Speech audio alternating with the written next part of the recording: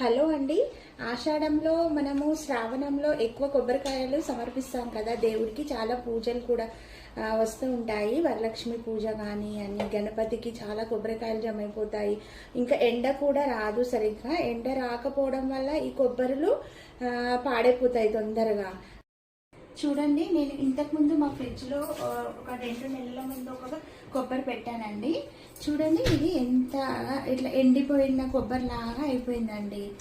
అయితే మీరు కూడా ఇప్పుడు కొబ్బరి కొట్టుకుంటారు కదా దేవుడికి, అప్పుడు మీరు ఈ కొబ్బరిలన్నీ ఫ్రిడ్జ్లో పెట్టుకోవచ్చు. ఒకవేళ ఎండ రాదు, మనం అపార్ట్మెంట్లో ఉంటే కనుక ఇవి ఫ్రిడ్జ్లో పెట్టుకొని ఉంటే ఇలా మంచిగా ఎండిపోయి మంచిగా ఇట్లా కడక్ అయిపోతుంది కొబ్బరి. ఓకేనండి, మీకు ఈ టిప్ కనుక నచ్చినట్లయితే మీరు కూడా అలా చేసి చూడండి. కొబ్బరి అస్సలు పాడవదు. కొబ్బరి అనేది చాలా బాగుంటుంది. మళ్ళీ తర్వాత మనము ఎండలో పెట్టుకొని కూడా దీంట్లో కూరగాయలలో వాడుకోవచ్చు. ఓకే అండి.